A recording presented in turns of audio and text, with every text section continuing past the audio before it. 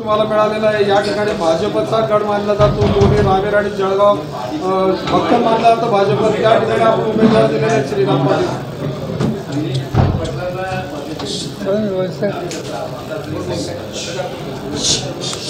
कोण बोलताय? भाजपचा गड आहे का नाही मला माहिती आणि जळगाव जिल्ह्याला ओळखतो किंवा मी स्वातंत्र्य चळवळीच्या इतिहासापासून या जिल्ह्यामध्ये तुम्ही फ्रेश आहात का? हो फ्रेश आहात बाहेर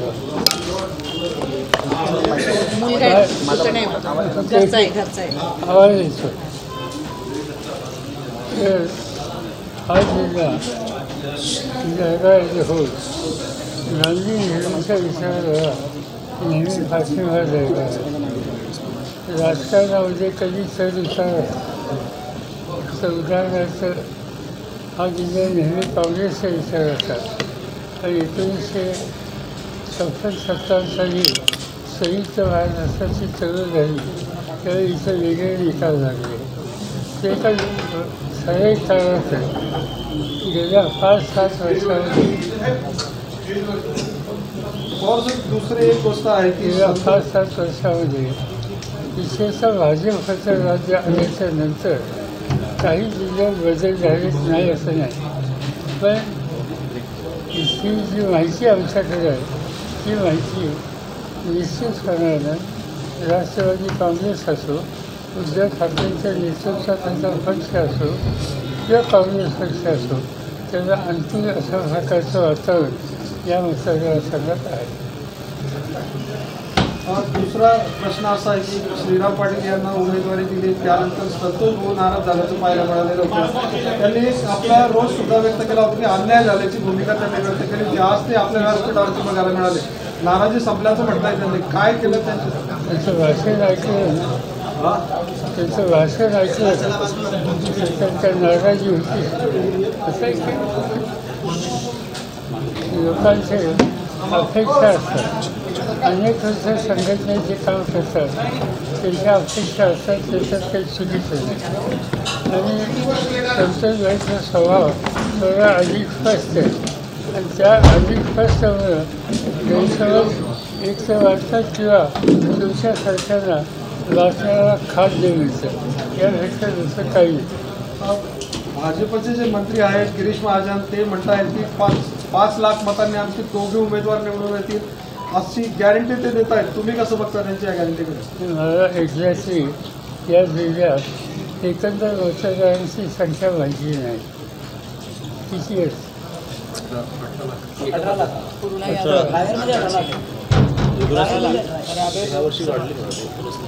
दोन्ही मतदारसंघ काही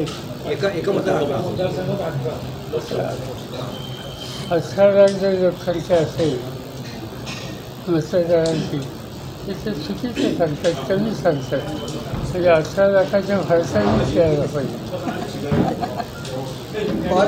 आपला उमेदवार किती मतांनी निवडून येईल असं आम्ही काही बधाई मारत नाही, पण आम्हाला असं दिसतंय की या जिल्ह्याचा मूळ हा बदलायला अनुकूल आहे आणि शिवसेनेच्या वतीने जे उमेदवार आहेत त्यांचेही भवितव्य आणि आमचे उमेदवार आहेत त्या दोघांचे भवितव्य या निवडणुकीत आम्हाला आशादायक वाटतं।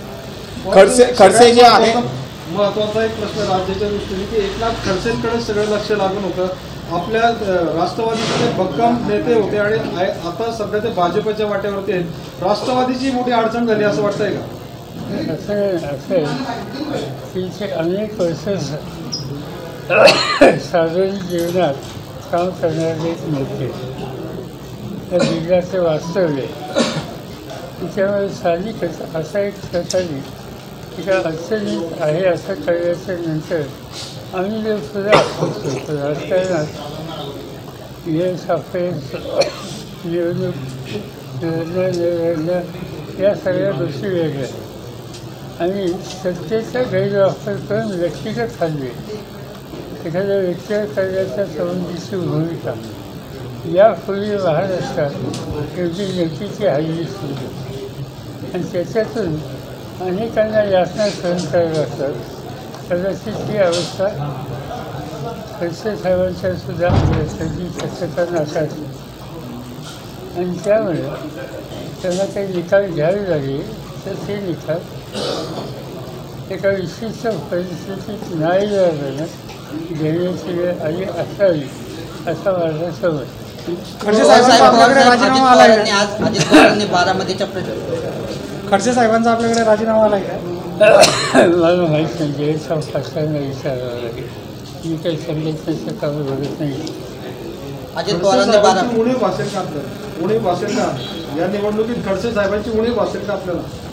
असं की जे या भागामध्ये लोकांच्या प्रभावीपणानं काम करण्याचा त्यांचा लौकिक आहे त्या बालिकेमध्ये ते पण ते नसते सुद्धा सुदैवाने काँग्रेस पक्ष असेल, राष्ट्रवादी काँग्रेस पक्ष असेल किंवा उद्धव ठाकरेंच्या नेतृत्वाची शिवसेना असेल, या सगळ्याच्यामध्ये जबरदस्त मेहनत करणारे कार्यकर्ते आज ठिकठिकाणी आहेत आणि त्यावरच्या सगळ्यांच्या सामूहिक प्रयत्नांना कुणाची उदय आम्ही भरून काढू शकतो याच्याबद्दल माझ्यावर शंका नाही.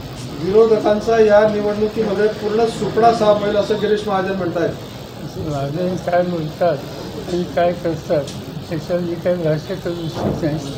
त्याच्यात फार अडचणीच राहतील म्हणून मी काय याच्यावर जास्त भाष्य करू शकत नाही आणि व्यक्तिगत कोणाच्या संबंधीची मला उत्तरं द्यायची नाही तुमच्यासाठी. आपण या सभेत मोदींवरती जोरात टीका केल्याचं पाहायला मिळालेलं आहे. काय सांगायचं? आज सगळ्या राष्ट्रानं राजकारणामध्ये जोडेबाजी इन्फ्लुअन्स करण्याचं काम मोदींनी केलं.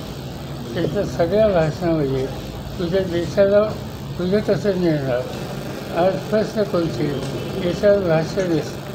मी जवाहरलाल नेहरू, इंदिरा गांधी, लालबहादूर शास्त्री यांच्या भाषेच्या सगळ्या प्रधानमंत्र्यांच्या निवडणुकांच्या सभा ऐकलेल्या आहेत आणि त्या सगळ्यामध्ये राष्ट्राचं भविष्य यासंबंधीच्या चर्चा कार्यक्रमाची आखणी हा सवन भाषणाचा विषय असायचा. आज या ठिकाणी जे मोदी साहेब बोलतात त्या राष्ट्राच्या भविष्याच्या संबंधी काही बोलत नाही. व्यक्तिगत हल्ले करतात, टीका टिप्पणी करतात, काँग्रेसचा खेळ देतात. माझ्या मते हे चौकशीच्या व्हायचं आहे आणि म्हणून त्याच्याबद्दल बोलावं लागेल. एबीपी माझा, उघडा डोळे बघा नीट.